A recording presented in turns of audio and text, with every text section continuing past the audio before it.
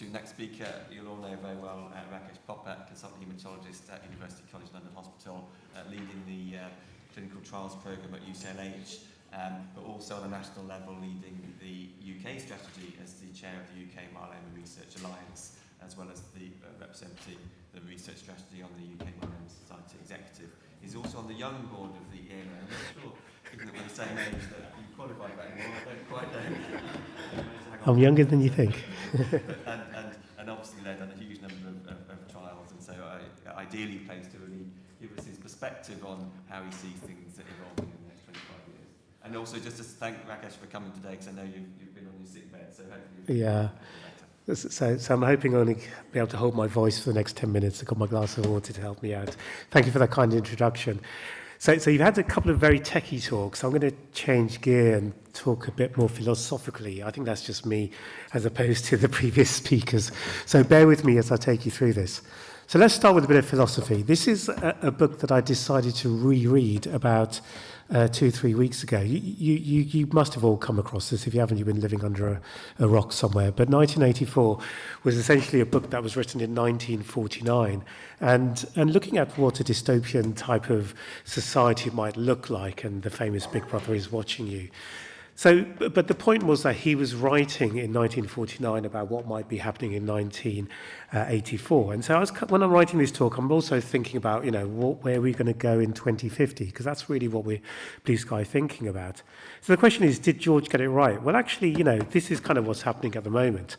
As you know, he's now, Elon Musk has kind of gone right into the heart of news and is telling us that actually George Orwell did get it right for the UK riots. And forget the MAGA hats, I think this is the best one that's going on, saying, we need to make all fiction again. So who knows? Maybe Orwell did make it right, and maybe we can actually predict the future. So let's think more about multiple myeloma.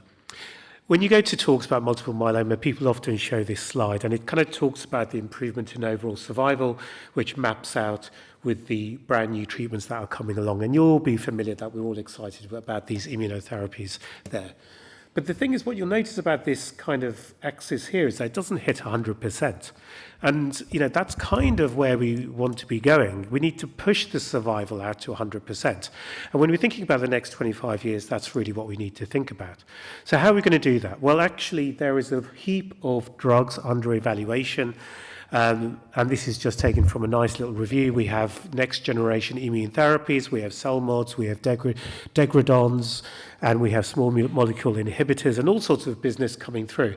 And the reality is that to be able to push that survival curve up to 100%, we're going to need to start combining what we've been using extremely well up until now with all of these new guys coming through, plus a whole host of other stuff which will then be developed after this to be able to get there. So that's what the future is looking like. And the next question is, how are we going to actually go through those steps to achieve the cure that we want? So the first thing I think is that we need to think about what is our aims for 2050. So the first thing, and I hope that you will all agree, that we want to cure those that have developed myeloma. So what does that mean? That means living without myeloma off treatment. Let's be very clear about that. That's not maintenance treatment forever. This is living without myeloma off treatment. That's the first goal we should go for. What's the second one? Well, I think the second one we should think about is stop myeloma developing in those that are at risk to do so. So this is all about thinking about early interventions to prevent end organ damage. We need to understand why myeloma develops, because if we understand why myeloma develops, then we can take measures to prevent it. We're making heaps of progress, and the technologies you've heard will lead us forward. We always hear this from our patients, and I suspect as doctors we kind of ignore this, but we really have to think about reducing the treatment burden for our patients, limit their toxicity, allow less time in hospital. And finally, if any of this is going to make a difference, we have to eliminate the disparities in treatment. I firmly believe that effective treatment should not be a restricted commodity. So how are we going to do this? Well, the first question is about curing those who have developed myeloma. What do we need to think about? Well, I think we're already doing this. It's about personalised treatment and understanding how we move forward with that. We know that Martin and Matt have already taken their first steps by trying to work out how to treat patients with ultra-high-risk disease better, and we've seen some excellent data from that. We know that Kui and Karthik are looking at response and MRD adapted approaches in the RADAR clinical trial, and we're looking forward to those results. And we know that Gordon and Graham and Charlotte are looking at biological fitness and frailty in the fitness trial. So we're already doing this, but we need to make further steps as we go along. We're not the only ones looking at this type of thing, and the Midas trial will be reporting very soon, where they're going to kind of just think about MRD as a single risk stratifier above all. Now, we're not sure that MRD will delineate risk completely, and it will overcome cytogenetic risk, but let's wait and see. We have to take these steps if we're going to try and cure these patients in the future. So this is the way forward for that.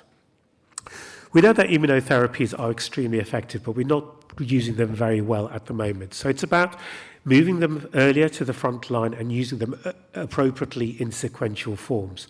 So how are we doing this? Well, it's already happening. Many of you will be participating in this study run by the EMN, where CAR T-cell therapy is being used as frontline therapy compared against autologous stem cell transplant. Maybe that will be the future. It's going to take a long time before we get the PFS and overall survival. It's not the primary endpoint, but that is something that we can think about in the future.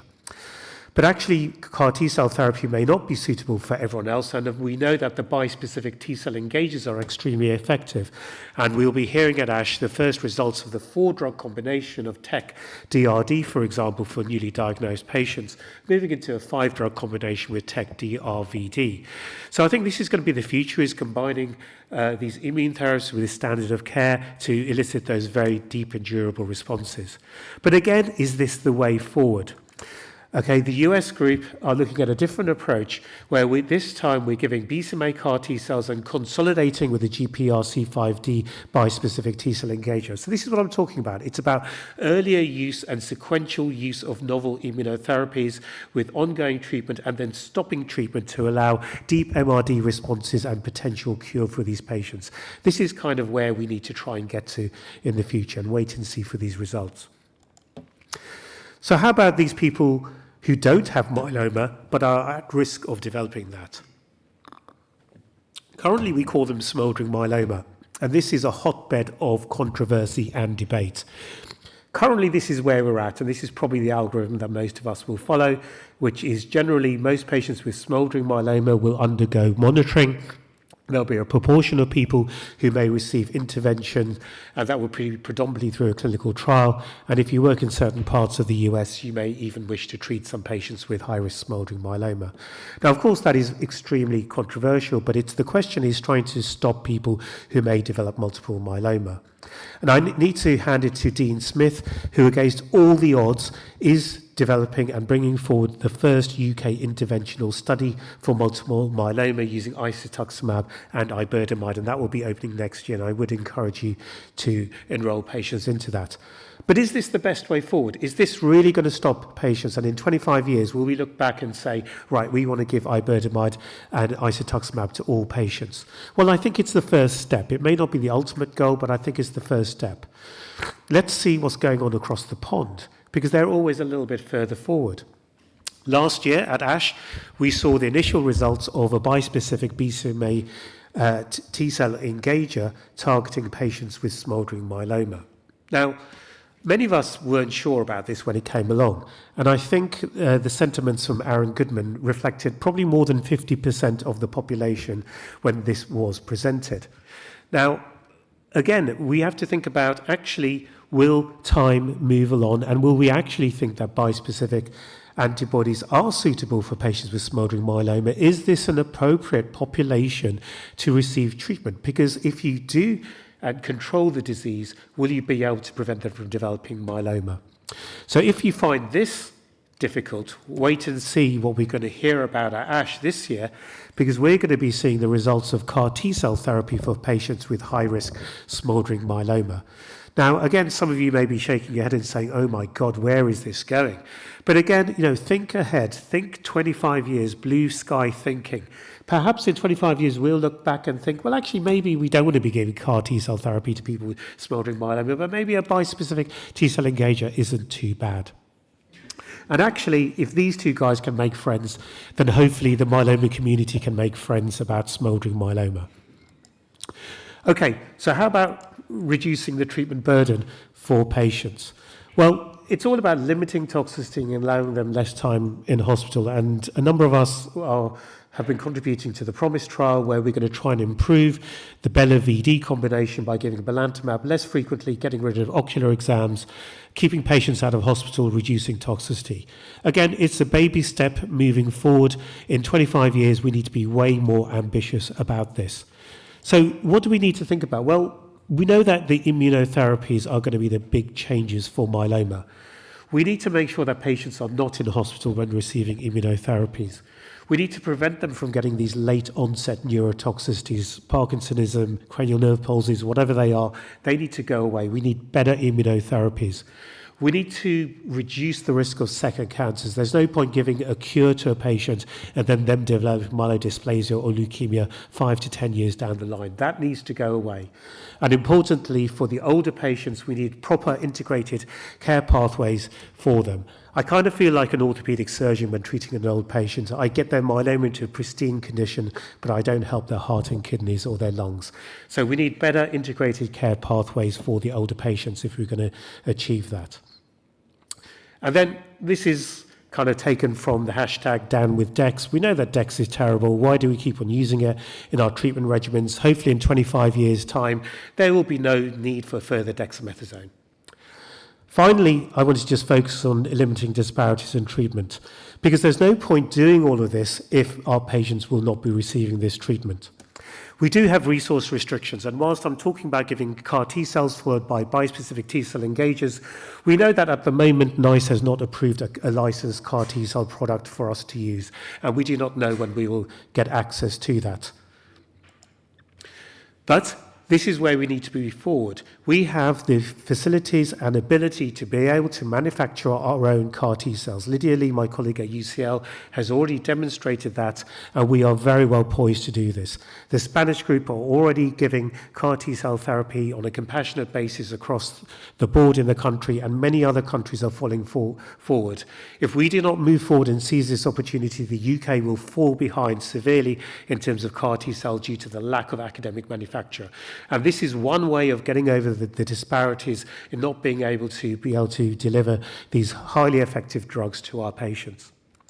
And then finally, we know that disparities are very complex. This is data from the UCLH data set, which curves splits up patients with overall survival compared to social deprivation.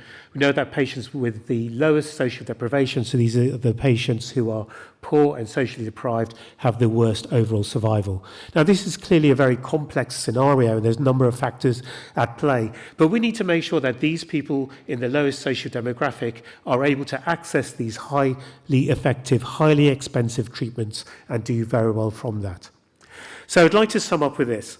What might treatment look like in 2050? Well, I think it's going to be a complex thing. We need to be thinking about three different areas. We need to be thinking about precursor disease, standard risk, and high-risk myeloma.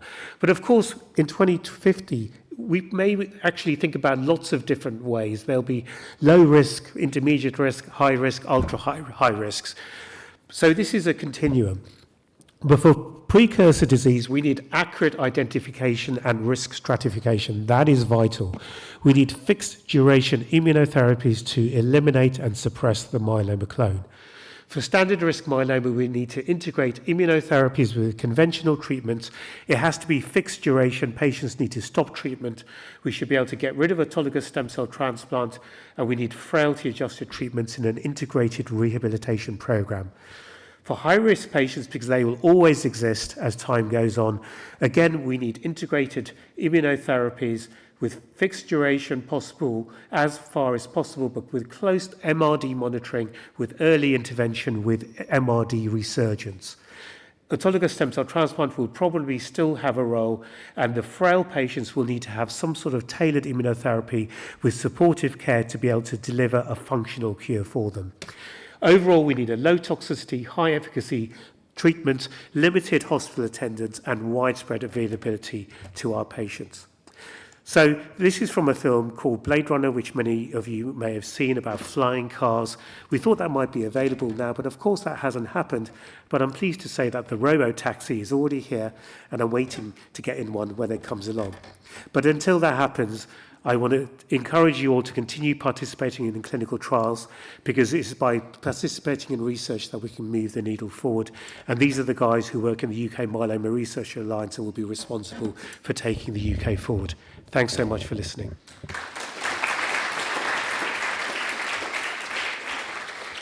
And as I say, we'll do panel discussion at the end.